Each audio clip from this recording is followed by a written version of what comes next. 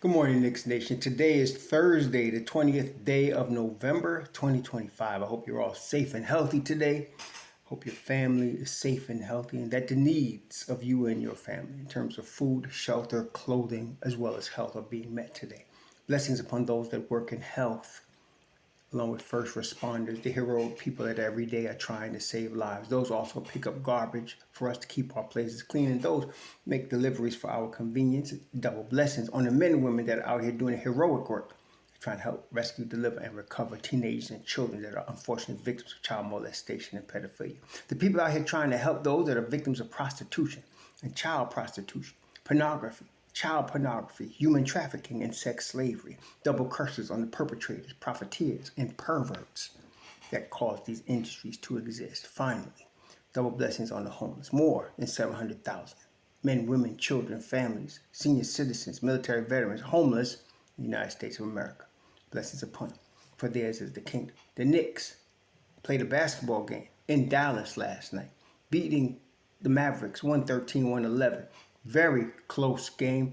It was an ugly win, but any win, the easiest video for me to make are after Knicks wins, because as Stephon Marbury said multiple times, food always tastes better when the Knicks win. He's right about that. So last night, it was an ugly win. Brunson was back. Like I said, I did not want him to play. He did play. We knew he was going to, from last week, we knew he was going to want to play in this game. And he did. And he wasn't bad. He scored 28 points. You expect that from him, but he was getting toasted on defense. And I think it has to do with his ankle, But last night, the Knicks shot 29% from three. They shot 54% from the foul line. Brunson and Shamet missed free throws, both two-shot free throws, and they missed both ends of it. Several times they could have put this game away, but they kept hurting themselves. How they didn't hurt themselves, though, is they only had 9 turnovers. They has 18 turnovers for the Mavericks, and the Knicks only had 9. That's really good. That helps you stay in the game. They were dominating points in the paint, 44-30, and that's what helped the Knicks edge out Mavs. Now, also, the bench for the Knicks. This is why we're excited about the prospects of a championship in New York. It's the bench. So look here. So the bench, the starters, let's start with that. Brunson was plus 13, but as the group, the starters were minus 4? Let me see. Plus 3, 0, minus 12. They were minus 8. Starters were minus 8. The bench was plus 18. Now, Deuce was minus 8 himself, but Deuce was pulling. This is the thing.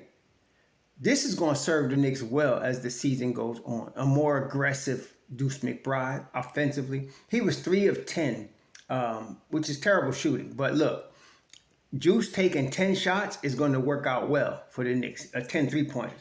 4 of 12 from the field. He scored 11 points. That is what you're going to need from him. Jordan Clarkson last night, and I love how they do this. Not everybody, it's not the same guy every night. So Jordan Clarkson only took 5 shots total. He only took 5 shots, scored 8 points. That's balanced. Some nights is Deuce, some nights is Jordan. And of course, we know Shamet started. He did not shoot but 6 shots, but the fourth quarter, them 2 threes he hit, big time. Or the 1 3 he hit. No, it was 2. He hit 2 3s. Big time at the end of the game. Big time. Again, he was 1 of 3 from the foul line though, and it was just bad. We expect Mitchell Robinson to be 1 of 6, but not Shamet 1 of 3. I mean, that's okay. So anyway, it was an ugly win, but it was a win. And getting off a snide is always tough. When a team has a losing streak, getting that first win is tough. There's a mental thing to it. And the Knicks were on a losing streak on the road, as many people wanted to remind them. And so getting off that snide is also going to be tough. They got off it. That's all that matters. Now they go to Orlando to play the Magic. Now, you got to be sharper. Got to be sharper. Make them free throws, okay? Make them free throws. Don't be messing up. Brunson was 4 of 6 from the free throw line, but them 2 big ones there was big misses in the fourth quarter. Again, Shamet is better than that, so they should be better tightening that up. I want to continue to see an aggressive Deuce McBride, whether he's starting or coming off the bench. Yeah, I want to continue to see that. Diawara played less than 2 minutes last night, like 2 minutes, a minute and something. Like I said, we need to calm down. Let Brown handle Diawara as he's going to handle him. Diawara, I believe, is going to break through and get some more minutes. He's not going to be, not this year, a rotation piece unless somebody gets hurt, God forbid. But he's not a rotation piece for this year. Next year is when we'll, next summer, in the summer league, Diawara will be showing more of himself in that respect. But right now, he's just a rook. He's going to get treated as a rook, get his spot minutes. Somebody hurt, he'll get more minutes. But he's not a rotation piece this year, and we should not expect him to be, nor should everybody be saying, give him a chance when we're losing. You don't just throw a rookie in there, some desperation move, like this is Robbie Benson or something. You don't do that, okay? Stick with your game plan. So he'll get time when he did, but I'm glad that Brown let him see a little bit of PT, just get his feet wet. Clarkson, I can mention, 8 points, 2 of 5 shooting. Josh Hart played Josh Hart basketball, 16 points, 10 boards, 5 assists. I mean, that's Josh Hart basketball right there. Steal all over the place. And in a way, when Josh is out there with Brunson, it sometimes he balances Brunson out. And because Brunson knows where Josh is going to be, Josh knows where Brunson going to be, and they that telepathy, that connection between them helps us win basketball games, as I believe it did last night. So Brunson, 23 shots, 11 of 23, nice shooting there, 2 of 7 from three-point land, 5 assists. So he had 5 assists and he had 1 turnover. So that's great. He had a decent game, but I still wish he would have sat last night. I'm glad he had a good game. The Knicks got win in spite of trying to hurt themselves. We're going to be playing a better team on Saturday night. Orlando is not Dallas, okay? And, no joke. And so here we go. Now, in the standings, it is Detroit and Toronto, then the Knicks.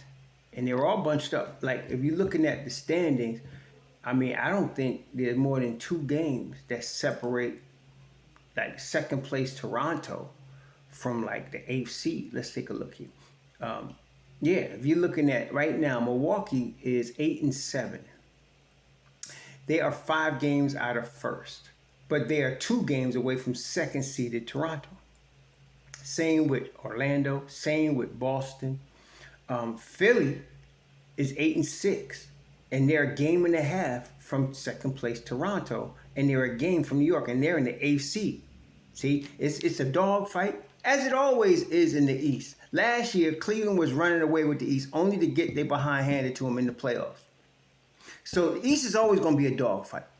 Detroit is finding out how to win. This is dangerous for everybody else, because they're learning how to win basketball games when they're missing players, when players are hurt. When they're now in their best game, they learn how to win. And their last 10, they're 10-0, and they have an 11-game winning streak. That's going to eventually, it's going to even out. This is the league, and it is a long season. It's a marathon, not a sprint. So it's going to even out. But they're going to be there.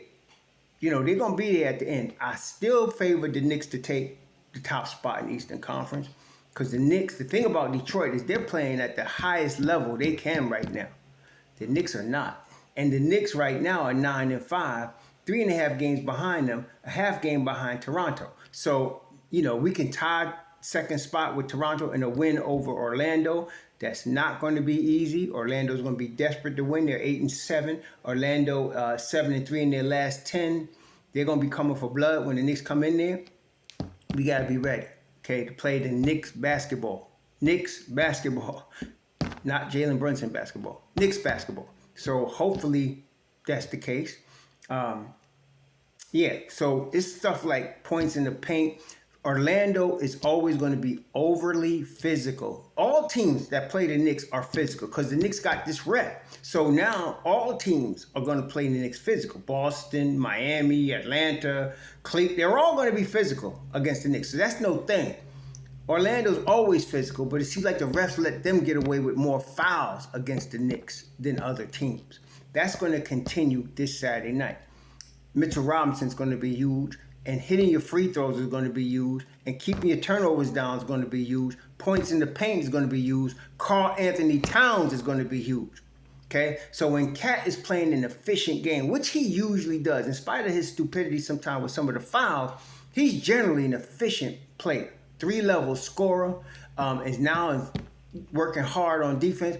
When he is like that, the Knicks are hard to beat because Orlando, as physical as they want to be, all they're gonna do is send homie to the line more because he's gonna get you. And then Brunson's got to let this game flow on Saturday night. He got to let the flow. Don't try to force it, okay? And that's the thing. So it's going to be a tough game against Orlando. But if the Knicks can win this game, they really are going to make inroads. Because look at this.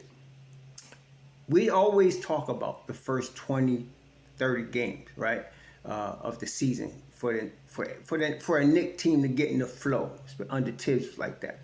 I'm also interested in the first 15 games. Because if you look at the beginning of the season, again, think about what you thought when you looked at the Knicks' schedule before the season started. Now, some people were tripping, talking about they're going to go 15-0 and I'm looking for a 10-game winning streak. Okay, I hear you, but no. Realistically, though, if you would tell me, or I were to tell you, after the first 15 games, the Knicks are 10-5, how would you feel? I know I would feel pretty good. I would say, man, I wish they'd have been 12-3, but 10-5, that's not bad. Okay, and they beat Orlando Saturday night. That's the record, 10-5. Okay, so hopefully they could do this. They could do it. Of course, they're capable, of course, of beating Orlando. They got to stick with the game plan. Jamal Mosley has a game plan for the Knicks. He ain't have to change it because they've been pretty successful, especially when they're healthy. So he's going to be physical. They're going to try to get feet in the paint.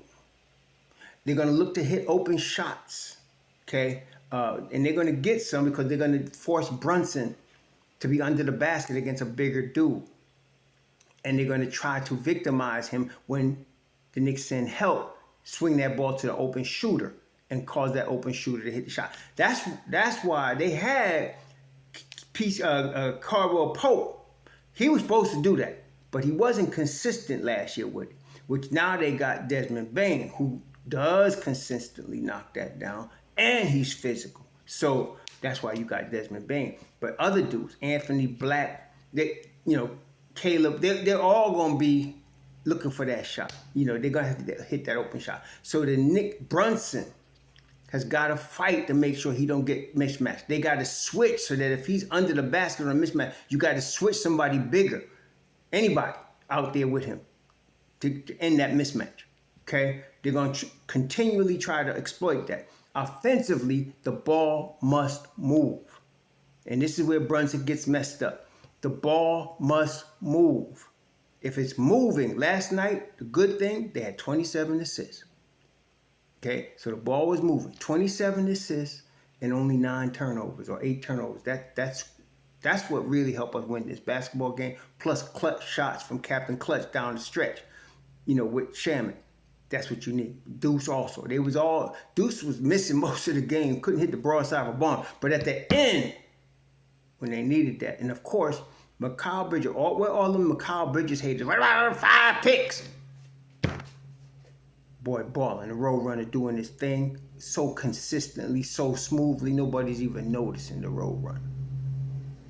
And he was the piece we wanted to get to complete this thing. I wasn't expecting him to get Cat. I mean, I did mention it the year before, but it was just a mention because it was going to be available. But it was really OG and Mikal that was going to make this thing happen the way it came. I wasn't expecting him to trade Juju or Devo. OG, Mikal with Juju, Devo, that would have been enough to get us this chip. But now we got Cat, an unstoppable force at the 5.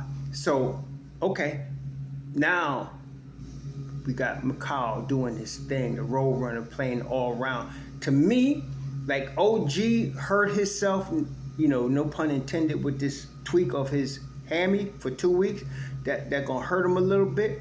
The fact that Mikal's available every freaking night and plays defense every freaking night. He does get lost sometimes, but for the most part, consistently, he's a real good defender. Guards pretty much 1 through 4. He's going to be on that All-NBA defensive list. He keep that up. He's just going to be there, okay? So he's playing that kind of game right now. Then he's scoring, he's scoring double figures. I think he's averaging 16 a game, which is what you want. Back in the day, back in the set, when the Knicks won them championships, they had a player like that. He could play defense. He could hit his open jump shots. He was spot up dude, and he was, he was consistent. We called him Dollar Bill. His name was Bill Bradley out of Princeton. He was from New Jersey, where he went to Princeton. Smart cat. Ended up getting in politics and mess. Dollar Bill Bradley. We called him Dollar Bill because that mid-range jumper was money. And I think we're getting the same thing from Mikal right now. At that time, you couldn't get on the floor in the NBA. You couldn't even make the team if you couldn't play no defense. There's a lot of great ball players that were great in college, great on the playground, didn't make the league because they couldn't play no defense. Everybody had to play defense at that time. And it was more physical then. Less speed, less length, more physical. Now it's speed and length, but you still got to play defense. And Mikal does it on the modern level, exemplary. And he's 16 points a game. And he's shooting right now from the three-point line, 41%. You can't ask for more than that. Okay, playing light, solid D. So we're going to need that Saturday night. And we play Orlando. Mikal's going to be very important for us there. Of course, we're not going to have OG. And here's the thing. We're doing all this without OG. And OG's not just a missing starter. He's a main piece. He always been. In fact, he's so good, we take him for granted, right? But he's not playing. So we're going to be missing him for at least another week and a half. So this whole road trip, there's no OG. But the Knicks handling business, though. The Knicks handling business. So Mikal, Cat, JB, Clarkson, Deuce, Shamet, Josh, Mitch, Rob, Yahoo, they doing business. They doing business. We got to get tighter. And believe me, they know that. They know they got to get tighter. And they look at film. They know what they got to do. This is a major game right here because we done lost to Orlando already. So we got to come out and get a win in Orlando. It'll be good for the record, good for the confidence, good for all around for the Knicks. So this is an important game. It's not a must win. I don't believe in must wins in November. But it's an important game that will help the Knicks springboard going in the end of November into December. So, yeah, let's get this dub tomorrow. So, yeah, ugly win. We'll take it. It's another dub, 9-5, third in the East, 5.9 differential, second in the East. That's good. Let's just keep it going now. Good to get ugly wins. Thing is, difference between championship teams and non-championship teams, championship teams make every shot of the opponent, make them work really hard to get a basket. Whereas championship teams can get easy baskets. Like last night, Mikal and the steal and dunk, a couple of, wide open jump shot. You get a lot of easy baskets when you're a championship team that you ain't got to expend a lot of energy to get. And you make the opponent expend a lot of energy. Like if you saw Cleveland last night against, it was last night or the night before, Cleveland against Houston, night before, I think it was last night. But Houston was making Cleveland work for every shot. Whereas Houston was getting a lot of easy looking mid-range, a lot of wide open threes, and it wasn't hard for them to score at times. There was times when Cleveland made it hard. Cleveland did make a run. But for the most part of the whole game, Houston made Cleveland earn every basket. That's why Houston's a threat, see? The Knicks can do that. When we get to the point where we're making every team earn every shot, it's a tough shot and they just make it, but we make them do that consistently and we're getting easy baskets, that's when you're getting there, see? So that's why Mike Brown said we're not quite there yet, we're getting there because they're doing that better. And of course, we know the 3 stop in a row sequences, you want that. That's part of it. So, good win last night, ugly win, we'll take it. Big game against Orlando Saturday night. We got to be ready. Y'all enjoy your Thursday. So,